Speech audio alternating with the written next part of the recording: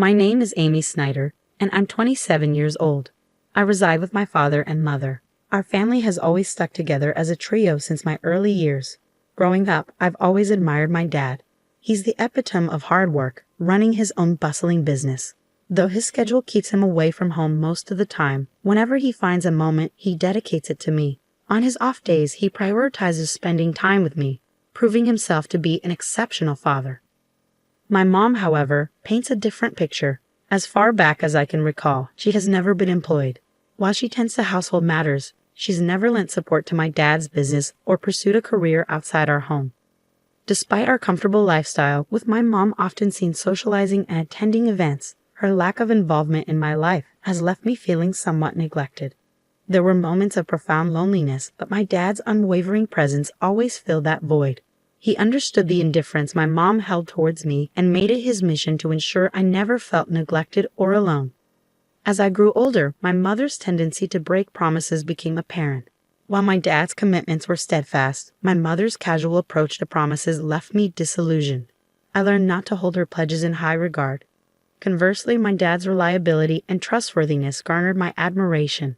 I even entertained thoughts of joining his company after graduating from university. Being the only child, I saw it as a way to honor my father's legacy and continue his work.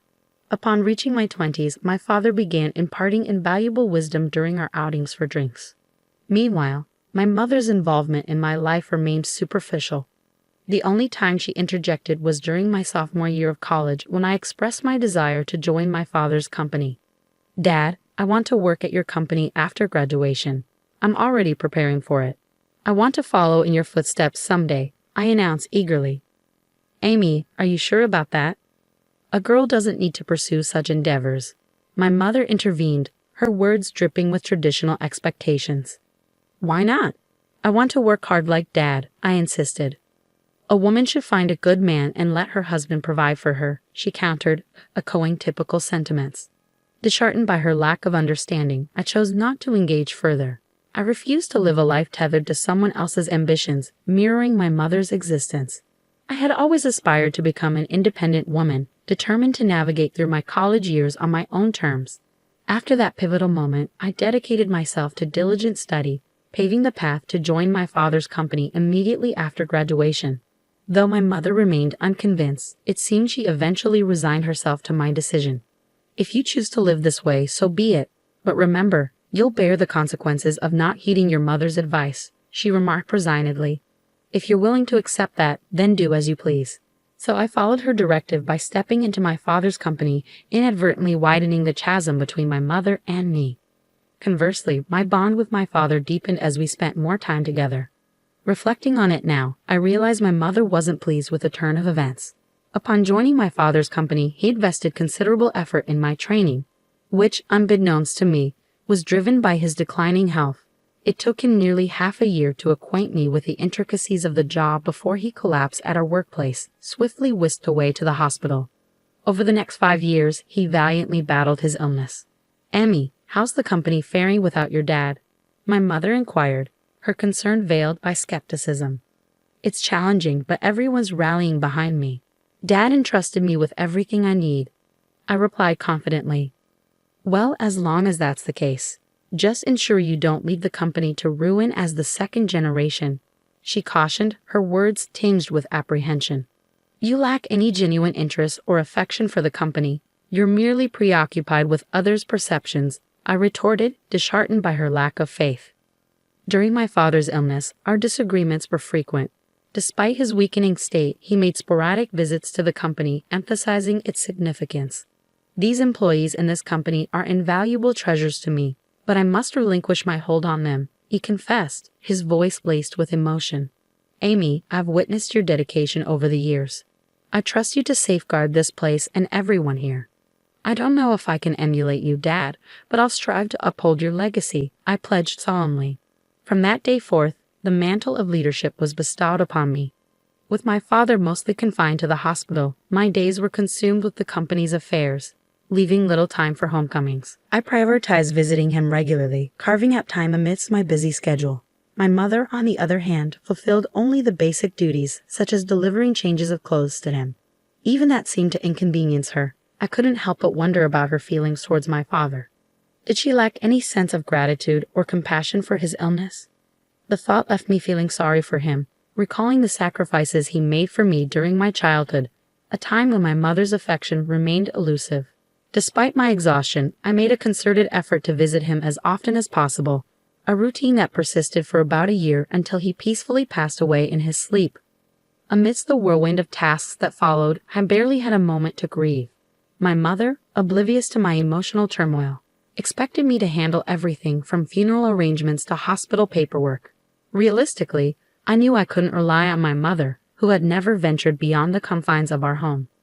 So I silently assumed responsibility for the myriad tasks. The day after the funeral, my mother broached the subject. "Amy, now that the funeral's over, you've settled down, haven't you?" she inquired. With a heavy heart, I accepted the reality of the situation. "Please leave this house. I've just inherited 200 million yen, so I have no use for you anymore." "Thank you," she declared, as though it were a mere formality. Her words stung, but I had anticipated them. Further discussion seemed futile. Did she truly believe that wealth could replace familial bonds and absolve her of responsibility? With a multitude of questions swirling in my mind, I made the decision to depart. The next day, I arranged for the sale of all belongings associated with me, leaving my mother utterly surprised at the speed of my departure. I had meticulously planned my departure, but I harbored a secret from my mother. Despite her claim of inheriting 200 million yen, my father had entrusted all financial matters to me, designating me as the sole inheritor. Not a single yen remained for my mother, a decision my father made adamantly while he was still in good health.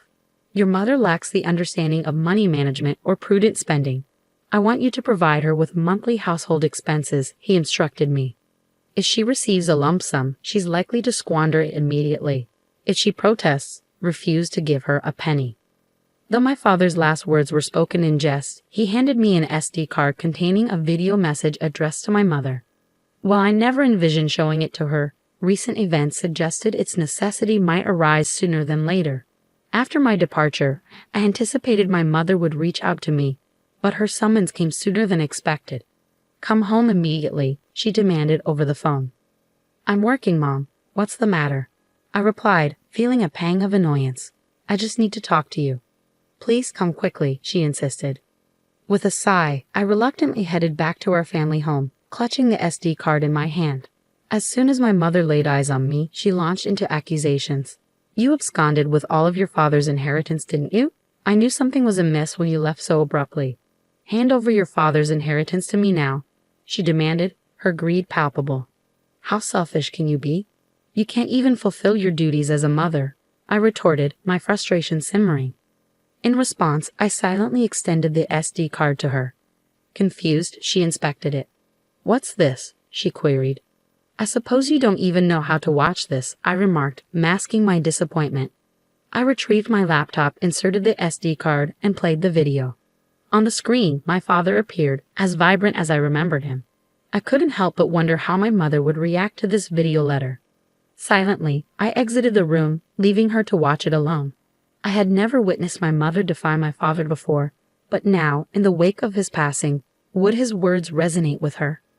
Upon returning to the room, I found my mother in tears, her emotions laid bare. I was taken aback, my mother, shedding tears over a video of my late father. I was intrigued by the contents of the video letter he had left for her, but hesitated to watch it myself. Consequently, I remained clueless about the cause of her tears. "Mom, are you okay?" I inquired, concern lacing my voice. "Yes, I'll be fine. For now, I understand. I'll adhere to your father's wishes and entrust everything to you from now on. Please, go home for today. Call me once you've had time to gather yourself," she replied, her tone subdued. Sensing her desire for privacy, I left promptly, pondering over how my father had managed to silence my mother. Questions swirled in my mind as I made my way home. Nearly a month passed without any communication from my mother, prompting concern to gnaw at me. During my lunch break, I decided to pay a visit to my parents' house, hoping to check on her. However, she wasn't home. That evening, I returned once more, relieved to find the lights on. "Sorry for dropping in unexpectedly. I came by this afternoon, but you weren't home, so I grew concerned," I explained upon seeing her. "I'm sorry, I was out for my part-time job during the day, my mother explained upon my return. A part-time job? I echoed incredulously. My understanding of my mother painted her as someone vehemently opposed to work. How had it come to this? Didn't you watch that video? It was a video letter addressed to you. I retorted, baffled by her sudden change in behavior. You can take it home. You should watch it too. Hammy, can I watch it? I asked, extending the SD card to her. Very well, she acquiesced, passing it back to me. Feeling a twinge of apprehension, I returned to the office and settled at my father's desk. With a deep breath, I played the video. Honey, if you're watching this, it means you've not been able to communicate with Amy. First of all, thank you so much for helping me raise Amy until now. Without you, I don't think I could have managed the company while bringing up Amy. My father's voice resonated through the room. As his words continued, a sense of unease crept over me. Then he uttered something unexpected, something that shook me to my core. You've taken care of Amy, even though she is not your child, and I have nothing but gratitude for you. You've stood by my side for so many years, but as a result, you've given up on your dreams and have reached your age without earning your own living. For that, I take responsibility because I have allowed you to live a life of luxury. I'm sure you'll be in trouble when I'm gone. I'm not my mother's child, I blurted out, the realization hitting me like a ton of bricks. But then it clicked. Despite the lack of overt affection, she had cared for me every day, doing the bare minimum for a child who wasn't her own. Who was this person? I didn't register our marriage because you told me you felt bad for your sister, so I ended up supporting your living and didn't do anything else. I'm sorry, but once I'm gone, I worry about the rest of your life. There's no one to support you, and I've taken your life away. I sat in disbelief as my father spoke, his words flowing with unexpected clarity. It was all news to me, his concerns, his regrets, his hopes for our future. Throughout the night, I grappled with the weight of his revelations before confronting my mother the following day. Mom, I watched the video from Dad yesterday. You know it all now, I began, my voice tinged with a mixture of confusion and realization. I raised you because I was asked to. That's all, she confessed, her tone heavy with the weight of untold truths. What happened to my biological mother? I pressed, seeking clarity amidst the swirling chaos of newfound information. You were the child of my sister and your father, she explained somberly. My sister died right after giving birth to you, and I promised your distressed father that I would help raise Amy. I would become your mother. With her revelation, everything fell into place, even the parts I had previously only imagined. I learned of my mother's sacrifice, how she had set aside her own dreams to fulfill her promise to my father. I recalled how my mother used to work in a diner, her vibrant spirit and dedication palpable. Her dream had been to own her own diner, yet when she chose to become my mother, she shelved that dream. However, inspired by my father's words and prompted by the memory of her deferred dream, my mother made a decision. She resolved to reclaim that dream, embarking on a journey to pursue it once more. Currently, she is undergoing training as a part-timer, determined to turn her dream of owning a diner into reality. I should have done this earlier. Working is fun and suits me. I had no idea, so it's my fault you didn't work. I'm really sorry for not knowing anything, my mother admitted, her tone filled with regret. It's not your fault, Amy. I made the decision myself. But I'm not good with children, so I couldn't handle you well. I'm the one who caused you trouble, she continued, taking responsibility for her actions. As we conversed, I realized it was the first time we had such an open dialogue. At this stage in my life, I finally felt like I had come to understand my mother a bit better. Our conversations became more frequent, leading us to a decision: to use the money left by my father to fund the opening of her shop. Once she started working, my mother became somewhat more humble. She hesitated when the topic of funds for the shop came up, a behavior that would have been unimaginable not too long ago. While maintaining my regular job, I also assisted with the opening of her diner. This brought me into frequent contact with my mother, fostering a newfound relationship between us. Regarding living expenses, she insisted on managing them with her own income, refusing to accept help from my father's inheritance. Promise me that you'll tell me if you're struggling. After all, Dad trusted me to take care of you, I urged her. I'll be fine living on my own. It doesn't cost that much, but in terms of my diner's expenses, she trailed off, her determination evident. I'll be relying on you. Of course, I'm looking forward to it too, so do your best, my mother encouraged, her eyes filled with hope and anticipation. After many years, we finally became a real family. And now we are living harmoniously. She isn't my birth mother, and perhaps it was just the right time for me to learn this truth. Your diner is finally going to open tomorrow. Your dream is coming true, I remarked, filled with pride as I watched her dedication. Seeing you work so hard at that company reminded me of my own dreams when I was younger. I believe that's why I've made it this far. It's all thanks to you and your father. Thank you so much, Mom. I expressed my gratitude, feeling a deep sense of appreciation. Promise me to always be my mom, Amy, she implored, her voice filled with sincerity. From now on, let's get along even better than before. After all, we only have each other, I replied, feeling a newfound sense of closeness. Upon my father's death, the truth was revealed, and I accepted the reality of our situation.